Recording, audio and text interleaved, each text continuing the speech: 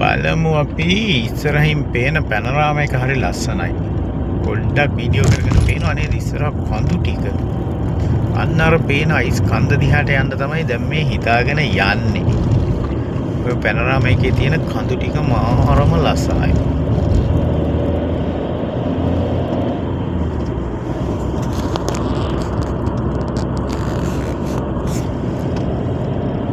ඔය ඉස්සරහින් පේන අර මුදුන් දෙකක් වගේ පොඩි වට තියෙන කන්දට නම් සෑහෙන වාර ගණන් ගිහින් තියෙනවා. උඩ කුරුසයක් තියෙනවා අතන. විශාල කුරුසයක්. ඒ කුරුසේ සුදියකඩෙන් හදපු ජේසුස් වහන්සේගේ පිළිමයක් තියෙනවා. ඒක මාර ලස්සනයි. මාර නිර්මාණයක්. බලන්න මෙයන්ට වටිනවා. එතෙන්ට ගිහින් යමක් ප්‍රාර්ථනා කරොත් මට හිතෙනවා මට දැනෙනවා ඒවා ඉෂ්ට වෙනවා කියලා ගොඩක් වෙලාවට. මේ අවුරුද්දේ නම් මම ඔතනට 3-4 පාරක්ම ගිහින් තියෙනවා. කන්දට යන්න අමාරුයි. ඉතින් පාර 18 වංගු වගේ තමයි.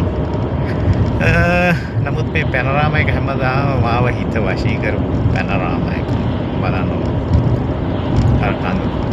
ඔය පේන කඳු වල ඔය හිම පේන හැම කන්දකම මරවුම් ගහලා තියෙනවා.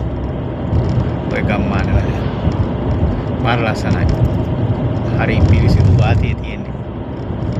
ඒ පිරිසිදු ඔක්සිජන් වැඩියෙන් තියෙන ඒරියාවල ඇවිදලා ආපුවම දවස් 3ක් විතර යනකම් මාර මානසික වෙනසක් තියෙන්නේ. හරි ෆ්‍රෙෂ් ගතියක් තියෙනවා. සෞම්‍යයි, පීඩනයක් නැහැ. හොඳ කල්පනා ශක්තියක් තියෙනවා. පැනරාම මොනවා කරන්නද? එන්නත් බෑ මට මේ ෂෝක් කොහොම.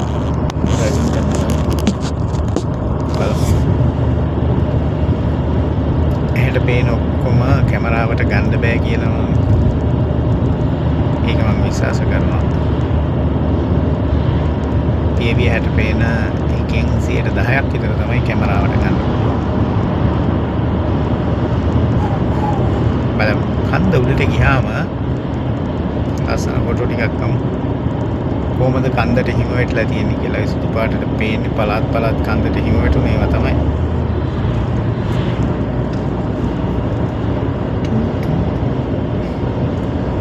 කවුරුවත් නැහැ. ඉතින් අපේ ලංකාවේ නම් නිදි ගෙවල් වලට වෙලා හොඳට සීතලේ වකුටු වෙලා. ඔව් 2025 අවුරුද්දට හිම වැටුණා. අද නොවැම්බර් 22.